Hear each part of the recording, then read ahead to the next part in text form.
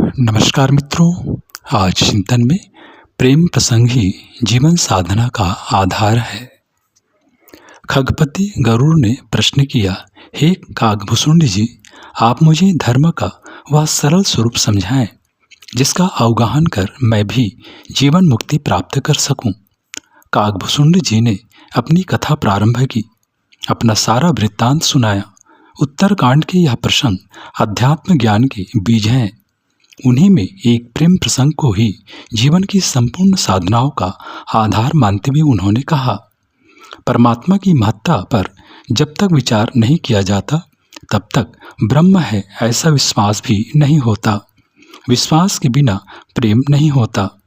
जब तक प्रेम नहीं, भक्ति ही ऐसी ही जैसे जल के ऊपर तेल फिरता तो है पर मिल नहीं पाता। इस संपूर्ण संदर्भ में भक्ति के लिए, ईश्वर प्राप्ति के लिए प्रेम की आवश्यकता पर प्रकाश डाला गया है। मनुष्य की स्थिति ऐसी है कि उसे जहाँ आनंद मिलता है वहीं उसकी संपूर्ण चेष्टाएं केंद्रित रहती हैं। इसी भाव को केंद्रीकरण का नाम प्रेम है। प्रेम का आधार लौकिक भी हो सकता है और पारलौकिक भी। एक का नाम आसक्ति है, दूसरे का नाम मुक्ति। प्रेम ही परमात्मा की प्राप्ति का सबसे सरल उपाय है। रामचरितमानस ने स्थान स्थान पर इसकी पुष्टि की है और लौकिक प्रेम से दिव्य प्रेम के स्वरूप को अलग बताकर मनुष्य को अज्ञान से बचाने का प्रयास किया है। विरक्त कवि तुलसी ने प्रेम तत्व की सीधी परिभाषा इस तरह की है, कोई कितना ही षड्यंत्र करे, बैर और प्रेम कभी छिप नहीं सकते। मुनियों के आश्रम में पक्षी, मृग, अभय घूमते हैं पर बधिक को देखते ही भाग खड़े होते हैं। जिस तत्व को पशु पक्षी समझ सकते हैं, मनुष्य जैसा गुण ज्ञानी जीव उसे कैसे नहीं जान सकता। प्रेम मनुष्य की भावनाओं से, उसकी मुखाकृति, प्राण और प्रत्येक आभाव से दिखाई देता है। वह जीवात्माओं को इस तरह जोड़ देता है जैसे जल और दूध मिलकर एक तन हो जाते हैं। किंतु यदि किसी ने केवल प्रेमांडर किया, छल किया, कामना पूर्ति के लिए बहकाना चाहा तो वे ऐसे ही अलग हो जाते हैं जैसे दूध में खटाई डाल देने पर एक रूपता नष्ट हो जाती है और दोनों न्यारे न्यारे हो जाते हैं। रामायण में कहा है, यहाँ प्रेम के दोनों रूपों का दिग्दर्शन है। पहला सांसारिक प्रेम जिसमें स्वार्थ और कामनाएं प्रधान रहती हैं, इसे तुलसीदास जी ने छल बताया है और उसकी निंदा की है। भगवान राम ने अपने पिता को मार्मिक शब्दों में इस गलती का बोध कराया है। श्री दशरथ जी जब राम के वन गमन के समाचार से अति शोकातुर हो जाते रहते थे तो उन्होंने समझाया, पिताजी, यह मेरे तप जीवात्मा के उत्थान का पुण्य अवसर है। ऐसे हर्ष के समय में दुख करने की कौन सी जरूरत है। आप तो मुझे वन गमन की आज्ञा दें। आपका यह प्रेम जो मेरे शरीर तक सीमित है और जिससे मेरे आत्म उत्थान में बाधा पड़ती है, वह प्रेम नहीं, प्रमाद है।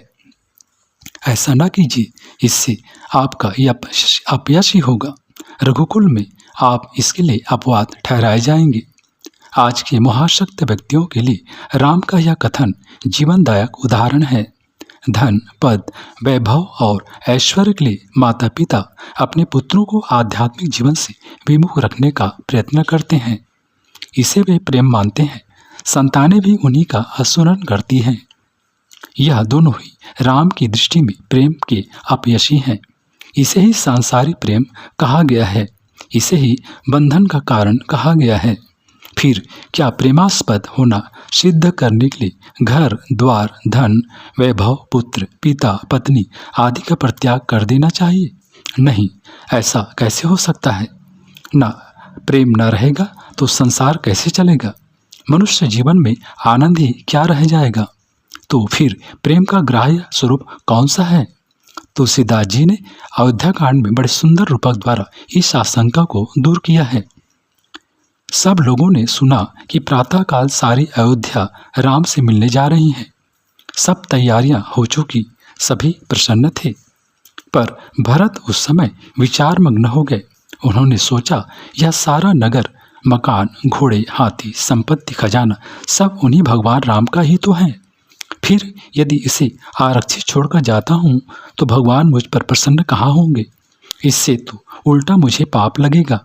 ऐसा विचार कर उन्होंने धर्मशील सेवकों को बुलाकर उन्हें पहले कर्तव्य को बोध कराया और उसके बाद जो जिस योग्य था उसे वह काम सौंप दिया। उपरोक्त कथन में भरत का निष्काम प्रेम स्पष्ट है। उन्हें घर, घोड़े, हाथी आदि किसी भी संपत्ति का मोह नहीं है, तो भी उसे आरक्षित रखना भी परमात्मा की अवज्ञा मानते हैं। उन्हें राम से प्रेम था, पर उसके साथ ही भी अपना कर्तव्य भी नहीं भूले, अर्थात उस धन संपत्ति को न तो यूं ही छोड़ा और न उसे अयोग्य व्यक्तियों को सौंपा। परमात्मा की संपत्ति उन्हें दो दी जो धर्मनिष्ठ थे, जिस पर उन्हें विश्वास था कि वे इस ईश्वरीय संपत्ति का दुरुपयोग न करेंगे। राम के प्रति यही प्रेम सर्वांगपूर्ण कहा जा सकता है। राम मोह के साथ राम के प्रति कर्तव्यों का जो व्यवस्थित ढंग से पालन कर सकता हो, ऐसा भरत के से गुण वाला व्यक्ति ही उनका सच्चा भक्त हो सकता है। निष्काम प्रेम का एक और सुंदर उदाहरण अयोध्या कांड में ही प्रस्तुत है। संसार की ऐसी कौन सी माता होगी जिसे अपने पुत्र से प्रेम न होगा। कौशल्या का अपने पुत्र राम के प्रति अगाध प्रेम था, पर इस प्रेम में उन्होंने स्वार्थ की झलक नहीं आने दी। उन्हें राम और भरत में कोई अंतर नहीं जान पड़ा। दरअसल सच्चा प्रेम तो यही है। अपने बच्चे की सच्ची स्नेहिल माता वही हो सकती है जिसे दूसरे बच्चों से भी उतना ही प्रेम हो। यह संसार परमात्मा का बनाया हुआ है, अपने पराये सब उसी के पुत्र हैं। फिर एक से प्रेम और दूसरों से दुराव कैसे हो सकता है?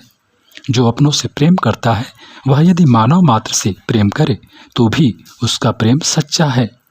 ईश्वरी और प्रेम में भक्ति में जीवन मुक्ति का यही स्वरूप है। यह कथानक राम का माता कौशल्या से वन जाने की आज्ञा मांगने से प्रारंभ होता है और कौशल्या के सुंदर उत्तर से समाप्त होता है। इस कथन से यह भी स्पष्ट है कि सच्चा प्रेमी सरल होता है। वह सबके कल्याण की कामना करता है। धर्म करते हुए अपने पराये की भेदवृत्ति जिसमें न हो वही सच्चा प्रेमी है। इस प्रकार की निष्काम सेवा निस्संदेह लौकिक दृष्टि से काफी कष्टदायक होती है, पर उसे प्रीतम परमात्मा के प्रति आत्मदान का जो सुख मिलता है वह उस कष्ट की अपेक्षा अधिक सुखकर होता है। लौकिक प्रेम में ही आत्मत्याग की इतनी भावना होती है कि उसकी रक्षा के लिए अपने प्राण त्याग के लिए तैयार रहते हैं। इसमें प्रेमी को आंतरिक सुख मिलता है। फिर परमात्मा के प्रति यदि अनन्य भाव से आत्मदान किया जाए और उस पद का अनुकरण करते हुए आपदाएं आए तो उनसे संतोष क्यों न होगा। तुलसीदास जी कहते हैं, चातक जन्म भर स्वाति नक्षत्र की आशा में प्यासा बना रहता है। स्वाति नक्षत्र में 2 बूंद जल की आकांक्षा से वह ऊपर की ओर चोंच फैलाता है, पर बादल ऊपर से ओले बरसाते हैं। चातक को कष्ट होता है, पर वह अपने नियम से विमुख नहीं होता। सोना जिस प्रकार अग्नि में चढ़कर खरा होता है, उसी प्रकार अपने प्रीतम के लिए कर्तव्य पालन की उच्चतम कसौटी पर खरा उतरकर सच्चा प्रेमी कहलाने का सौभाग्य मिलता है। अंत में तुलसीदास जी ने प्रेम के द्वारा सहज ही परमात्मा की प्राप्ति का प्रसंग प्रस्तुत करते हुए लिखा है। देवताओं में चर्चा चल रही थी, परमात्मा से कैसे मिला जाए ताकि असुरों के साथ संग्राम में उनका अनुग्रह प्राप्त किया जा सके। कोई कहता था कि वे बैकुंठ में हैं, वहां जाना चाहिए। कोई उन्हें क्षीर सागर में बताता था। जिसके हृदय में जैसी भक्ति थी वह उसी रीति से ईश्वर से मिलने की बात कह रहा था।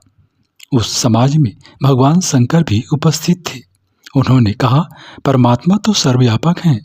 मेरा निश्चित मत है कि वह प्रेम से ही प्रकट होता है। वह देश, काल, दिशा, विदिशाओं में सर्वत्र व्यापक है और प्रेम के द्वारा अग्नि के समान प्रकट होता है। काकभूषुंडी जी की इन व्याख्याओं से गरुड़ जी अति प्रसन्न हुए। उत्तरकांड में बताया है, गरुड़ इस संवाद से अति प्रसन्न हुए। उन्होंने काग को भी परमात्मा का स्वरूप ही मानकर अति प्रेम प्रदर्शित किया। प्रेम का ज्ञान प्राप्त कर उनके सारे संशय दूर हो गए।